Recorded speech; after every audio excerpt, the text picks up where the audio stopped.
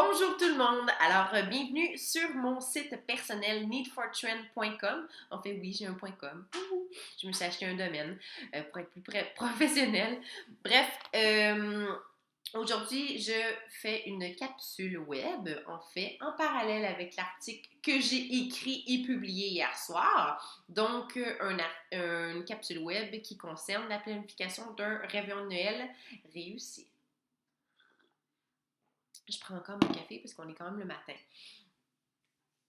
Alors, je sais, je vous avais dit sur Facebook que j'allais publier l'article hier en matinée. Finalement, il y a eu quelques imprévus. Premièrement, j'avais décidé le matin d'aller dans les centres d'achat. Je me suis dit, je vais me prendre d'avance mes cadeaux de Noël. Hein. La fille va être plus smart que tout le monde. Elle va arriver au centre d'achat à 10h20. Il va y avoir personne, c'est sûr. Erreur. J'arrive là-bas. Le stationnement était déjà plein. Je tourne en rond pendant comme 15-20 minutes pour finalement me trouver une place. Je me suis parquée dans une plage genre pour futures femmes enceintes. J'espère que personne ne m'a vu, mais en tout cas, en sortant de l'auto, j'ai quand même fait l'impression que j'avais un gros ventre avec mon manteau d'hiver. Là. Pour ceux qui m'ont peut-être vu, ça a peut-être fonctionné. Mais bref, j'arrive dans le centre d'achat, c'était plein de monde, les files d'attente, une file d'attente d'au moins 25 personnes aux gens coutus, là. C'est comme si tout le monde se sont décidés à acheter des Swiffer Wetjet ou genre des batteries ou des Onaya en vrac en spécial. My God, allez aux gens coutus proches de chez vous, pas besoin d'aller aux galeries d'Anjou pour ça. En tout cas, j'ai trouvé ça assez ridicule.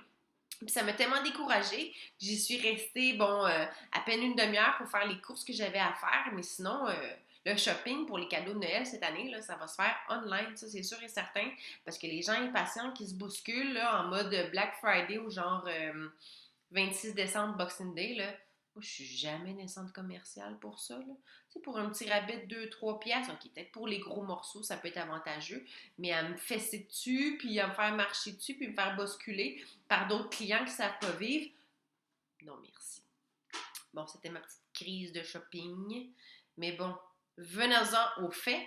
Alors aujourd'hui, la capsule en parallèle à l'article écrit de hier, donc 9 étapes pour bien réussir sa soirée. Étape numéro 1. Pour bien débuter votre organisation, il s'agit de trouver un thème. Un thème où la déco, l'ambiance, la musique, le menu va pouvoir être concilié. Il va avoir un fil conducteur. Tout va se tenir.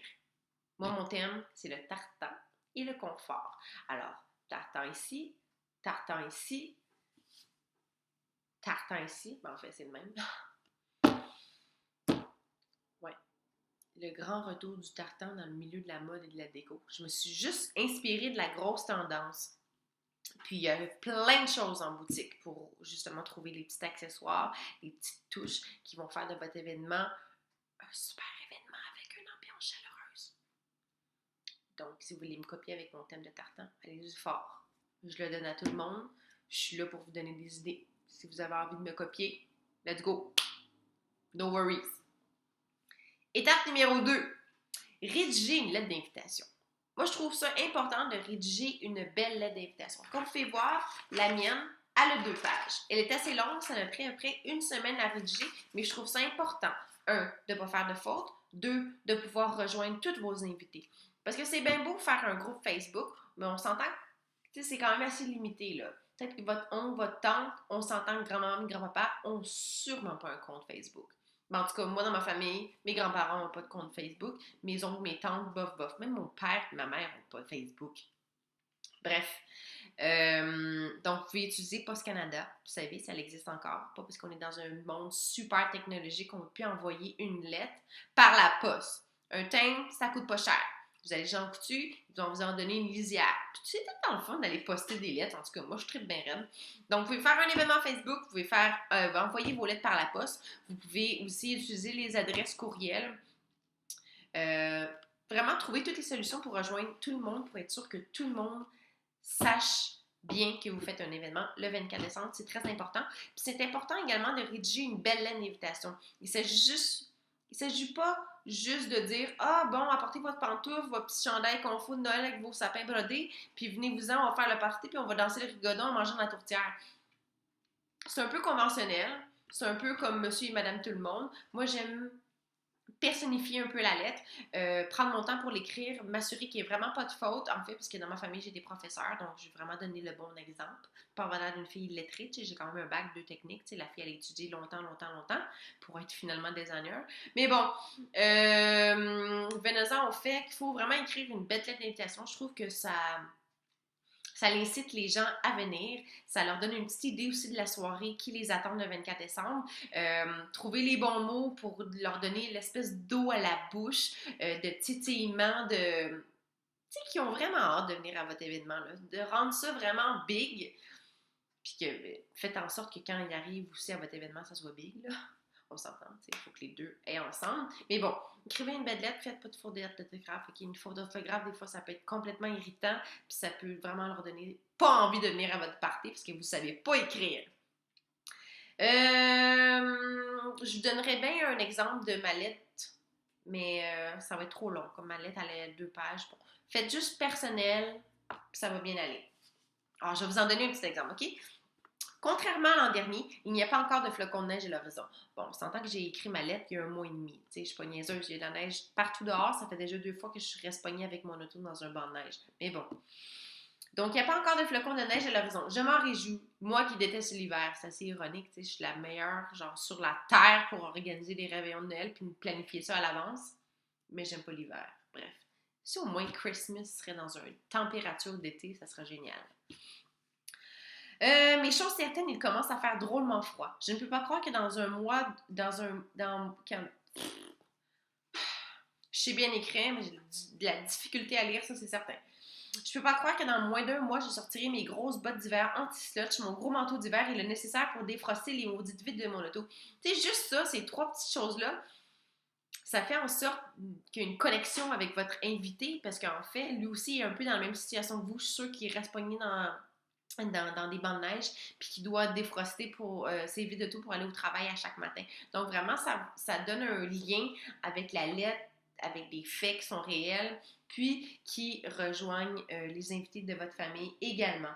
Puis là, je termine, ben là, je sais pas, termine, mais bon, ce paragraphe-là de 4 lignes termine par Ah, ça me fait penser que je dois me prendre un rendez-vous pour mettre mes pneus d'hiver, n'oubliez pas les vôtres. Bon, mes pneus d'hiver sont mis, là.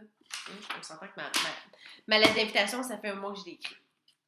L'étape numéro 3, mon Dieu, je suis juste rendue à l'étape numéro 3, il y en a 9, mais inquiétez-vous pas, je vais faire ça vite et concis.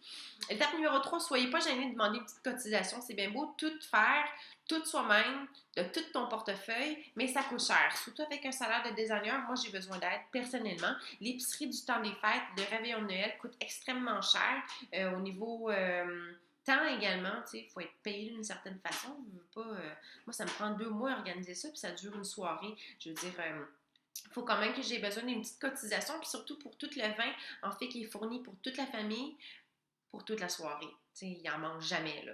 Donc, tu sais, ça coûte cher, là, tu sais, j'achète pas du vin de dépanneur, là, on s'entend. J'achète des bons vins qui plaisent à tout le monde, des vins standards, tu sais, c'est sûr que je ne vais pas dans l'espace cellier, puis je prends un vin à 50$ la bouteille, on s'entend, mais j'achète quand même des bonnes bouteilles qui plaisent à tout le monde, donc c'est important que j'aie au moins tu sais, un petit jus, un petit lousse parce que ça coûte cher. Puis, tu sais, janvier va être dur là, si j'ai pas d'aide. Donc, moi, ma forme, c'est que j'en fais, avec mon invitation, j'ai mentionné que j'avais besoin d'une cotisation. Mais de faire ça sous la forme que vous voulez. Vous pouvez utiliser PayPal si vous êtes des super technologiques, mais moi, je suis pas trop pour ça. Je suis plus mal. Envoyez-moi un petit chèque par la poste de près 15$ par personne. Je trouve ça assez raisonnable pour passer une belle soirée où tout a été organisé d'avance, où que l'ambiance va être super le fun, manger un bon repas puis retrouver les gens de la famille. Je comprends que pour certains, des fois, ça peut être difficile de demander, mêler argent et famille. Je comprends, mais à un moment donné, il faut avoir un minimum de bon sens. Étape numéro 4, Pinterest. Super important. J'ai découvert ce site-là, ça fait à peu près 4 ans depuis le début de mes études en mode. Là, dans ma vie de tous les jours, ça m'aide à trouver des idées déco, à trouver des idées d'ambiance, des idées de menu, des idées de cadeaux homemade. Je vous montre ça. Cette année, je me suis lancée en grand. J'ai vraiment un trip homemade. Bon, c'est sûr que Marie-Lou, son blog culinaire, m'inspire également, mais on retrouve ce genre d'affaires-là sur Pinterest. Alors, je me suis procuré des pots en vrac comme ça, des pots maçons. C'est à peu près 12 pots pour 13$. Donc, c'est assez raisonnable comme prix. Ça revient à presque 1$ le pot. Très raisonnable. Je leur ai tout ajouté une petite étiquette comme ça personnalisée. En fait, c'est une étiquette ardoise. Donc, on peut écrire à la craie dessus. Donc, c'est super le fun, c'est personnel. Et résultat final, pink. Ça, c'est un de mes cadeaux en mai que je donne à ma soeur. Bon, elle va avoir d'autres cadeaux que ça, mais ça, c'est un exemple. En fait, c'est un kit de chocolat chaud avec une petite bouteille de Belaise ici pour les matins plus difficiles. Et bien sûr, ici, on y voit ma touche de tartan qu'on va retrouver un peu partout durant la soirée. Alors, voici pour Pinterest. Consultez ce site, ça donne des idées pour tout ce que vous avez besoin. Étape numéro 5, planifiez votre menu. Moi, je ne suis pas une chef culinaire super bonne, ça c'est sûr. Je suis capable de faire des repas décents, mais la tourtière et le cipote, je confie ça à ma tante Monique. Elle nous fournit une super recette à chaque année pour le réveillon. Donc, ça va aller toujours dans le même sens. Mais à cette tourtière et ce cipote, j'y ajoute une petite twist personnelle. En fait, depuis l'année passée, j'offre un genre de menu sous forme de tapas, bouchées chaudes, froides, herbivores, carnivores, végétariennes, vraiment pour tous les goûts. Puis quand vous planifiez votre menu, c'est important également de aviser vos invités. Bon, si vous avez des allergies, veuillez m'en faire part. Comme ça, je peux ajuster le menu comme ça, parce qu'on s'entend qu'on ne veut pas avoir une crise d'allergie en plein milieu du salon à 1 heure du matin pendant que tout le monde se fait du fun. Donc, on veut éviter ce genre de situation-là. Donc, juste s'assurer des allergies de tout le monde. Bon, faites attention ceux qui sont végétariens d'avoir un menu aussi qui sont pour eux, pour que tout le monde puisse manger, que tout le monde ait le ventre plein, qu'il y ait du plaisir. Et puis, c'est ça. Je vous conseille de regarder des blogs culinaires. Il y a aussi le site web Coup de pouce qui ont des très belles recettes, pas trop difficiles à faire. Moi, c'est parfait pour moi. Il y a Ricardo également qui propose beaucoup de menus sous forme de tapas pour le temps des fêtes. Allez visiter ça. C'est important de se référer à Internet pour avoir des belles recettes. Suivez les recettes à la lettre. Comme ça, on s'entend qu'il n'y aura pas d'erreur. Faites pas des petits freestyles si vous n'êtes pas trop sûr. Faites pas comme moi, que l'autre fois qu'il y avait des biscuits, qu'au lieu d'ajouter une cuillère d'eau, j'ai ajouté genre 2 cuillères à soupe de lait. Là, mes biscuits, j'ai fait dans plaque dans le four. C'était vraiment pas le fun. Ça a fait. J'avais 16 biscuits, ça est devenu un gros biscuit giblotte. Je ferai plus jamais de freestyle. Je vais suivre les instructions à la lettre. Étape numéro 6, planifier des jeux. Bon, c'est sûr, planifiez pas 300 millions de jeux. Là. Je parle pas de jeux Monopoly, Clou, whatever, de tout de vous les procurer. Je parle plus de jeux faciles à faire, qu'on retrouve les instructions sur Internet. Vraiment un jeu plus du temps des fêtes. Je vais pas vous donner d'exemple. Vous allez checker ça sur Internet par vous-même. Vous allez trouver plein d'idées. Mais il s'agit juste de planifier au moins 2-3 jeux d'un coup qu'il y a un temps mort durant votre soirée. Bon, puis on veut que l'ambiance remonte. On lance un jeu, puis généralement tout le monde participe, et la rigolade recommence. Parce qu'on s'entend des fois après le repas, les gens commencent à digérer, ils ont bu un peu trop de vin, ça commence à s'endormir un peu sur du vent.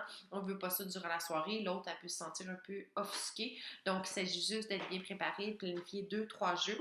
Ça va être en masse. Des fois, vous allez peut-être même pas jouer à aucun jeu. C'est juste du in case. Étape numéro 7. Ne soyez pas stressé. Je dis ça, l'année passée, j'avais du mal à me contenir, là, mais vraiment, apprenez à déléguer. Demandez de l'aide pour le jour J, pour faire les petites bouchées, faire les petits trucs que vous avez à faire, les commissions de dernière minute. Apportez votre soeur avec son chum, venez vous aider. Vous allez être 4 au moins pour la préparation. Puis ça va être vraiment moins stressant. Ça va être beaucoup plus efficace également. Puis vous allez passer du bon moment. Vous pouvez commencer à boire un peu. Étape numéro 8, buvez du vin et amusez-vous, tout simplement. Et étape numéro 9, faites pas l'erreur comme moi l'année passée, ramassez le lendemain, parce qu'on s'entend que l'année passée, j'ai pris ma soeur et son chum et mon copain, et on a tout ramassé la soirée même, mais sous et fatigués, c'était aucunement efficace. Ça nous a pris 20 minutes, mais tout était à refaire le lendemain. Alors, la soirée se termine, dites bonjour à vos invités, saluez-les, donnez-leur des bisous, dites-leur de conduire prudemment. Ensuite, fermez la porte, barrez la porte. Félicitez-vous pour votre belle soirée et allez vous coucher. Le lendemain, vous vous levez à l'heure que vous voulez. De toute façon, tout est fermé le lendemain. On est le 25 décembre. Prévoyez de l'alcool en surplus si vous voulez vous faire une petite soirée en tête-à-tête avec votre copain, parce que tout est fermé, hein, on s'entend.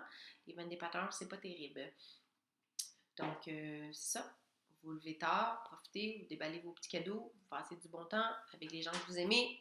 Alors voilà pour ma capsule, ma première capsule. J'espère que vous avez apprécié les 9 étapes. Un petit résumé. Trouvez un thème, rédigez la lettre d'invitation. Soyez pas gênés de demander une cotisation.